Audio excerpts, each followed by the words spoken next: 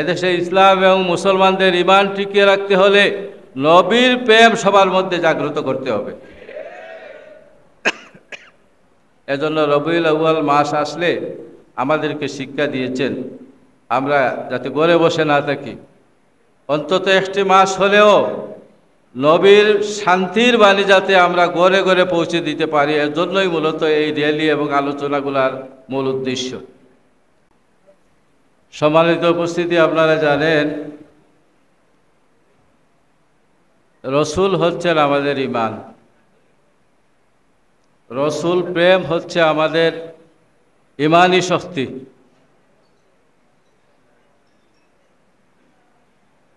বিজাতীয়রা সম্মুখ সমরে মুসলমানদের হাতে বারবার পরাজিত হয়েছে। তারা গবেষণা করে দেখেছে মুসলমানদেরকে হারাতে হলে এদের অন্তর থেকে নবীর প্রেমকে মুছে দিতে হবে। এজন্য হাজার হাজার বছর ধরে তারা বিভিন্ন কৌশল অবলম্বন করেছে। কখনো ইসলামী কিছু বিষয় নিয়ে বিতর্কে লিপ্ত হয়েছে, বিভিন্ন দেশে বিভিন্ন পদ্ধতিতে নবীর সমালোচনা নিয়ে তারা লিপ্ত হয়েছে। এমনকি তাদের সেই চক্রান্ত থেকে আমাদের বাংলাদেশও বাদ যায়নি। তারা বিভিন্ন রূপে মুসলমানদের অন্তর থেকে নবীর প্রেম কিভাবে মুছে দেওয়া যায় সেই সকল পথ অবলম্বন করে ছাড়া।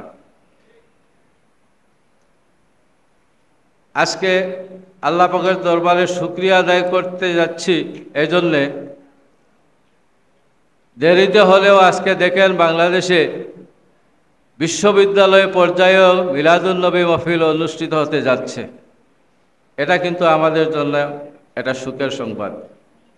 গত কয়েকদিন আগে জগন্নাথ বিশ্ববিদ্যালয়ে বিশাল সমাবেশ হয়েছে এবং আমার জানা মতো প্রথমবারের মতো ঢাকা বিশ্ববিদ্যালয়ে মিলাদুন নবী মাহফিল অনুষ্ঠিত হবে।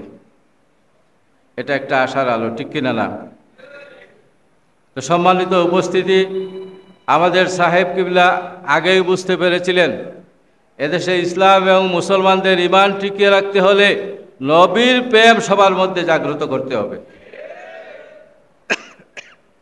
এজন্য রবিউল আউয়াল মাস আসলে আমাদেরকে শিক্ষা দিয়েছেন আমরা যাতে ঘরে বসে না থাকি, অন্তত একটি মাস হলেও নবীর শান্তির বাণী যাতে আমরা ঘরে ঘরে পৌঁছে দিতে পারি, এর জন্যই মূলত এই র্যালি এবং আলোচনাগুলোর মূল উদ্দেশ্য।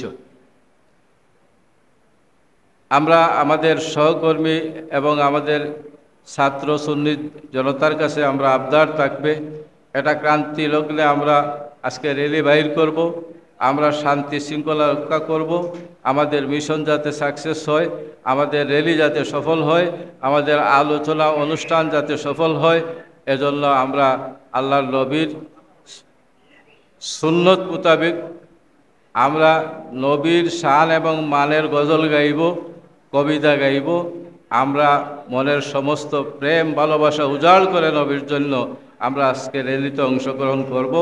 আমরা কেউ যাতে বিশৃঙ্খলা না করি এবং আমাদেরকেও যাতে কেউ বিশৃঙ্খলা না করতে পারে, সেজন্য আমি সবার প্রতি উদাত্ত আহ্বান জানিয়ে আজকের অনুষ্ঠান এবং র্যালি সফলের আশা ব্যক্ত করে আমার বক্তব্য এখানেই শেষ করছি। আসসালামু আলাইকুম ওয়া রাহমাতুল্লাহি ওয়া বারাকাতুহু।